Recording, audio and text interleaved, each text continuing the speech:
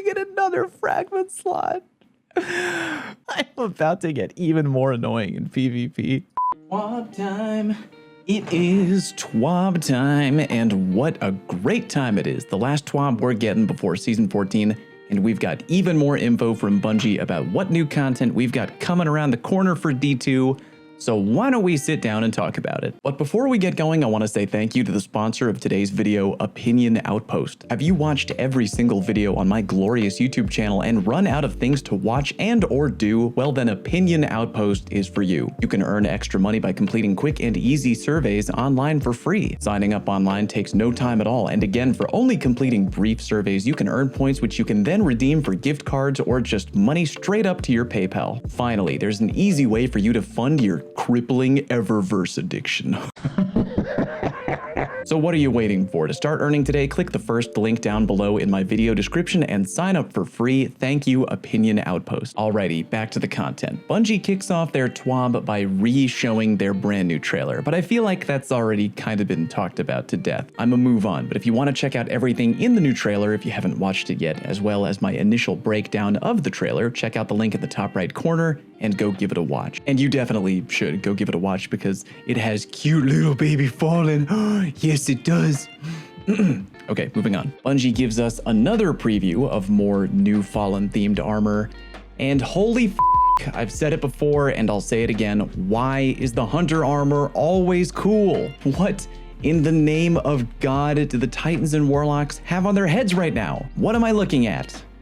Jesus. All right, let's talk about weapons. We're told that the brand new shotgun and the brand new heavy machine gun, which IMO look incredibly badass, are going to be available on the season pass as you level up. The new exotic sidearm that everybody already hates will be obtainable on day 1 on the season pass. New weapons of a similar visual theme will be available through both new Umbral engrams and from completions of Override, aka the new 6-player matchmade activity coming in season 14. We've got a pretty unique looking fusion rifle heading our way called the NULL COMPOSURE. Apparently you'll be able to earn that by grabbing and completing a quest, and when you do, you'll be able to collect Gambit, PvP, and Vanguard themed weapon ornaments for it to customize however you like. There's even more weapons on the way as post-game drops for Strikes, PvP, and Gambit. In total, there are going to be 12 new legendary weapons to earn, 4 per each activity. From the picture we got shown in the TWAB, we know that at least one of these ornaments will be a single grenade shot launcher earned in Strikes. We've got a Dukish looking hand cannon, likely from PvP,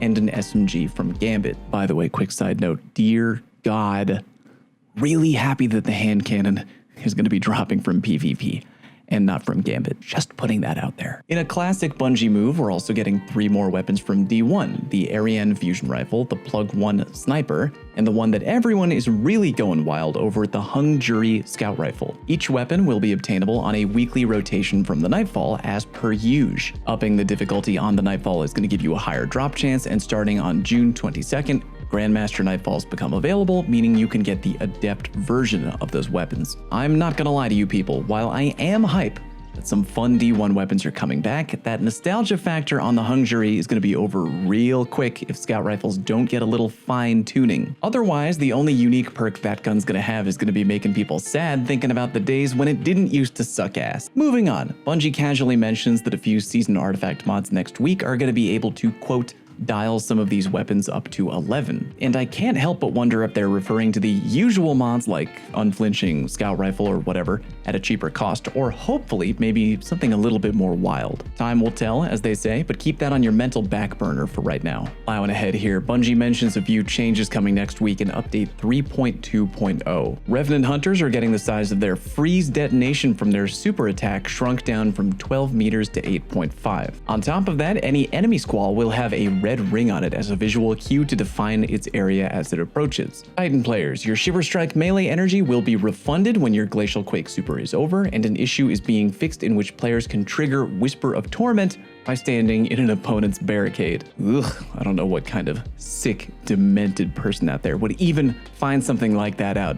So honestly, that's gonna be. Oh no! But I shudder to think of it. In a move that has totally thrown me for a loop, Shadebinder Warlocks are getting a buff to the Bleak Watcher, aka the ice turret. The buff is that now it's going to give 2 fragment slots instead of only 1. To me, this is kind of like if Dexter told you he was turning over a new leaf and didn't want to kill people anymore, and you reply by saying, "Oh, that's a shame because I just bought you this high-end knife sharpener for your birthday." I mean, Bungie, if you're gonna offer, by all means, I will not decline. Finally, Bungie is changing Chaos Reach's unholy ability to penetrate, quote, some thin walls or objects enough to damage and kill opponents on the other side. Thank Christ. Regarding future tuning, Bungie's own Kevin Yanis comes in to drop a few extra nuggets of info. The menu that appears when whipping out your ghost is getting an update. All bounties now appear in nav mode, category switching on M&K can be done with the scroll wheel, and tracked triumph will now appear in its own category. Regarding the UI, legends are being added to the director destination tab, a shortcut between HUD quest step notifications and quest detail screen is being added for M&K players,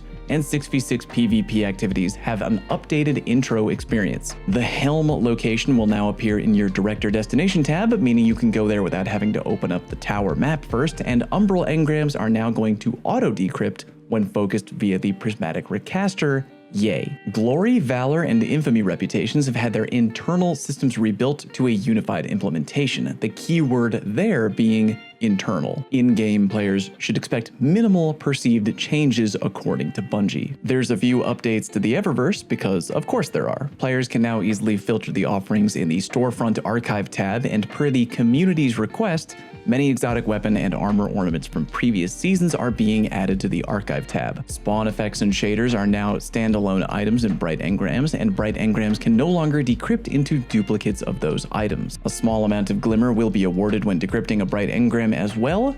Whoop-de-doo. If you're a fan of complete insanity, Momentum Control and Team Scorched are both coming back to the weekly PvP rotation in Season 14. Shah Han out in the Cosmodrome is getting repeatable bounties, some issue with the Vault is getting fixed that I never heard of before, and hey, something interesting. We're finally getting a full suite of trace rifle focused armor mods in the game. Only took a few years, boys. All those changes mentioned are dropping on Tuesday, May 11th, when the new season kicks off. For those of you out there who were salty about the 2018 and 2019 Solstice of Heroes armor glow thing, I got moderately good news for you. Bungie was able to rebuild and rework how 2018 and 2019 glows worked to address the community's heavy request to get that shit straightened out. Bingo's current plan is to make these glows into a universal ornament set like the 2020 Solstice of Heroes ornament. Unfortunately, the fix will have limitations, i.e., they won't be updated to support stasis, but they will work with Arc, Solar, and Void. In addition, the granted ornaments will be for the legendary armor set from each year only. They're hoping to have the fix deployed by Solstice of Heroes 2021, which, reminder, is kicking off on July 6th, but no promises as of right now. And that's pretty much it. Fair amount of info regarding what we're about to get next season in D2. When Season of the Splicer drops, you know I'm gonna be working my butt off tinkering with the new armor mods, with the new aspects, the new weapons, and the new perks. So make sure you don't miss anything and ring the notification bell. Don't forget to subscribe as well if you haven't already. It means a lot. Thank you very much for watching, and I'll see you next time.